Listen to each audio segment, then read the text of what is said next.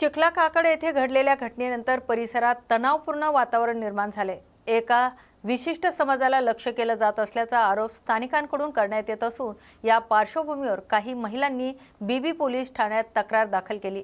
घटनेचं निष्पक्ष चौकशी करून दोषींवर कठोर कारवाई करावी अशी मागणी करण्यात आली। दरम्यान उद्या बीबी येथे वंजारी समाजासह विविध समाज बांधवांची बैठक आयोजित करण्यात आल्याची माहिती आहे।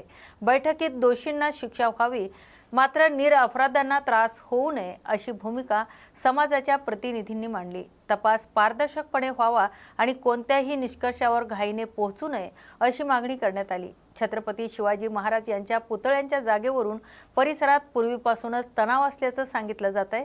या पार्श्वभूमीवर लोकप्रतिनिधींनी संयम बाळगावा आणि भडक वक्तव्य टाळावेत असं आवाहन करण्यात आले। पोलीस प्रशासनाने परिस्थितीवर लक्ष ठेवलं असून कायदा आणि सुव्यवस्था कायम राखण्यासाठी आवश्यक ती पावले उचलली जात असल्याचं सांगितण्यात आलंय। नागरिकांनी अफवांवर विश्वास न ठेवता शांतता राखावी असं आवाहनही करण्यात आलंय। केंद्रीय आयुष मंत्री प्रतापराव जाधव यांनी संबंधितांची भेट घेत परिस्थितीचा आढावा घेतलाय आणि सर्वांना संयम राखत शांतता कायम ठेवावी असं आवाहन केलंय। या बातमीचा आढावा घेतलाय बुलढाणा जिल्हा प्रतिनिधी रघुनाथ आघाव यांनी। संजीवनीच्या भावाने ते म्हणणार म्हणे की वंजाराचं करायचं काय खाली मुंडकं वर पाय तुम्ही तसं कोण म्हणतो म्हणलं तोंडात मारल्या का तुमच्या हो तोंडात मारलं मारल्या काय असेल तर सांगू नका। त्या आमची प्रामाणिक आमची मागणी आहे की या एकूणच्या एक माणूस जर त्या घटनेला ती घटना खोटी करून जर खरी दाखवायची असेल आणि ती जर खरी म्हणायची असेल तर गावकरी त्या घटनेशी कुठलाही संबंध नसताना गावकऱ्याला जर जबाबदार धरण्यात येत असेल तर आमचं म्हणणं आहे त्या गावात असलेली पूर्ण लोकसंख्या ही गुन्हेगार आहे आणि त्या सर्व लोकांवर गुन्हे दाखल करावे। निवडून 5, 50, 100 लोकांवर कोणाच्या आदेशानं हेतू पुरस्कार राजकीय द्वेषातून हे गुन्हे दाखल होऊ नये। पूर्णच्या पूर्ण आमचे महिला असतील, आमचे बालक असतील, आमचे म्हातारे माणसं असतील, आमचे तरुण पोर असतील, या लोकांवर रितसर गुन्हे दाखल करा अशी आमची मागणी आहे। त्याचं कारणच हे की आता पूर्ण गावच आरोपीच्या पिंजऱ्यात बसवलंय तर मग आता सर्वच घ्या, कोणताही हे करू नका, कोणाची आहे आम्ही याच्यात बाबतीत करू नका, सर्वांनाच पकडा आता। आणि एमआयलांची तयारी आहे, एमआयला तयारी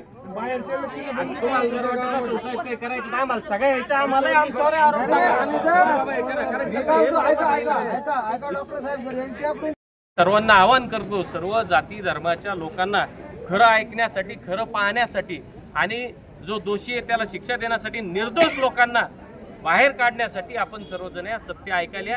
आम्ही सर्वांना, सगळ्या जाती धर्माच्या सगळ्यांना या, आम्ही असं म्हणत नाही कुठल्या जाती, सगळ्यांनी यावं, शांततेनं आमचं म्हणणं ऐका, आमचं पटलं तर तुमचंही तुम्ही सांगा आणि याच्यातून चांगला मार्ग काढा, पण विनाकारण याचं राजकारण करू नका। राजकारणाची पोळी भांडण्यासाठी तिथं जाऊन चितवणीखोर भांडणं देऊ नका, ही आमची सर्वांची विनंती आहे। आणि निश्चितपणानं छत्रपती शिवाजी महाराज आणि मा जिजाऊंचे संस्कार ज्यांच्यावर असतील ते निश्चितपणानं गुन्हा गोविंदाचंच काम करतील असे आम्हाला अपेक्षा जे होते ओबीसी सेलचे प्रदेश उपाध्यक्ष सुनील भोकांदे यांनी त्यांनी स्पष्ट शब्दामध्ये सांगितले जे खरे गुन्हेगार असतील त्यांना तर सजा होईलच, परंतु विनाकारण एका समाजाला टार्गेट करून आणि जे गुन्हेगार नाहीत त्यांना सजा सुनून फायदा नाही। आज त्या ठिकाणी त्यांनी वास्तव सांगितलं की या ठिकाणी महिला आलेल्या आहेत, त्यांच्यावर अक्षरशः आर्वाच्य भाषेत बोलणं केलं आहे, ते कृपया थांबवा असं याचं आवाहन त्यांनी केलं आहे। आणि लोकप्रतिनिधींना सुद्धा त्यांनी आवाहन केलं आहे की आपण येऊन चितवणीखोर भाषणं देऊ नका। आणि हे सुद्धा स्पष्ट केलं आहे की उद्या 23 फेब्रुवारी रोजी एक समाज बांधवाची मीटिंग, सर्व समाजाची मीटिंग बीबी या ठिकाणी होणार आहे आणि या ठिकाणी त्यांनी येण्याचं आवाहन केलं आहे। रघुनाथ आघाव, न्यूज मराठी 24/7 साठी बीबी बुलढाणा। आता जिजाऊन जन्म घेतला ती भूमी बदनाम होऊन राहिली, आपण सगळेजण लोकप्रतिनिधी या ठिकाणी बदनाम होऊन राहिलो, या भागातले सगळे लोक या ठिकाणी बदनाम होऊन राहिले आणि हा चुकीचा संदेश राज्यात चालला आणि याची पोळी भाजण्याचं काम बाहेरचे लोक काय त्या ठिकाणी करतात। आज त्या गावात येऊन अनेक जण दादागिरी करतायत, दगडफेक करतायत, धौशी देत आहेत, लाट्या घेत आहेत। मग पुतळा बसवायला आपण लाखो काय कोटी खर्च करून लोक तिथं स्मारक बांधतो, याला कोणाचा विरोध नाही। सत्य परिस्थिती काय ती समोर आली पाहिजे, जर सत्य असेल आज बी यासाठी लावा, CID लावा, काय लावा, CBI लावा, काय लावायचं ते लावा, ती चौकशी त्या ठिकाणी जगातली सगळी कुठली एजन्सी वापरा आणि सत्य परिस्थिती समोर आणा। आणि जर भाऊ नाहीच झालं, समजा एजन्सीवर, शासकीय एजन्सीवर कोणाला भरोसा नसेल तर आपल्याकडे जुन्या काळात एक पंच कमिटी बसवली जायची, एक पंच कमिटी बसवा तुमच्या हिशोबानं आणि त्या पद्धतीने चौकशी करा।